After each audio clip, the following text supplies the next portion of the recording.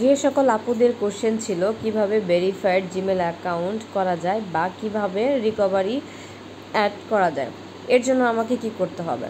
প্রথমে গুগল অ্যাকাউন্টটা ওপেন করতে হবে, দেন কোন জিমেলটাতে আমি ভেরিফাইড করতে চাচ্ছি অর্থাৎ 2 স্টেপ ভেরিফিকেশন করতে চাচ্ছি সেটা এখানে আমি করে দেখাবো।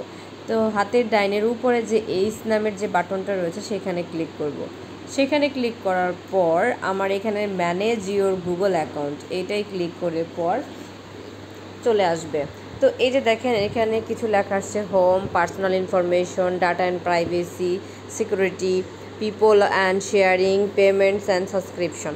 তো আমি কি করব, এই সিকিউরিটি নামের যে অপশনটা রয়েছে সেইখানে ক্লিক করব।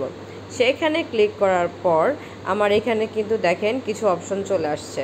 তো এখানে আপনাকে জানতে হবে কি কি মানে যে আমি লাস্ট পাসওয়ার্ড চেঞ্জ করছি কত তারিখে, মানে এভরিথিং এখানে শো করতেছে। তো আমি কি করব যে 2 স্টেপ ভেরিফিকেশনে ক্লিক করলাম। 2 স্টেপ ভেরিফিকেশনে ক্লিক করার পর আমার এখানে আরেকটা ইন্টারফেস নিয়ে আসবে।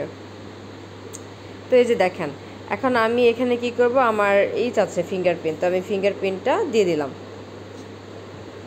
ফিঙ্গারপ্রিন্টটা দেওয়ার পর আমাকে গুগল নিয়ে যাবে 2 স্টেপ ভেরিফিকেশনের এখানে। এখন কি বলছে যে আমার এখানে অ্যাড ফোন নাম্বার, মানে আমাকে এখানে ফোন নাম্বার অ্যাড করতে হবে, বুঝতে পারছেন?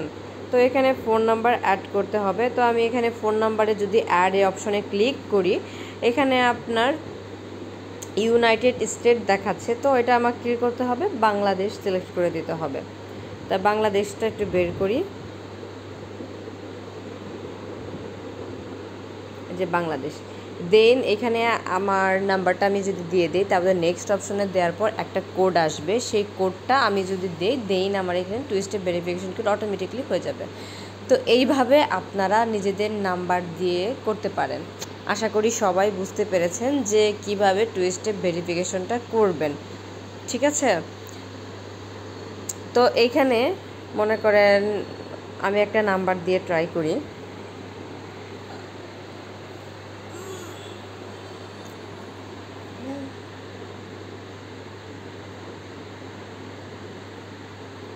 তো নেক্সট অপশনে ক্লিক করলাম নাম্বার দেওয়ার পর।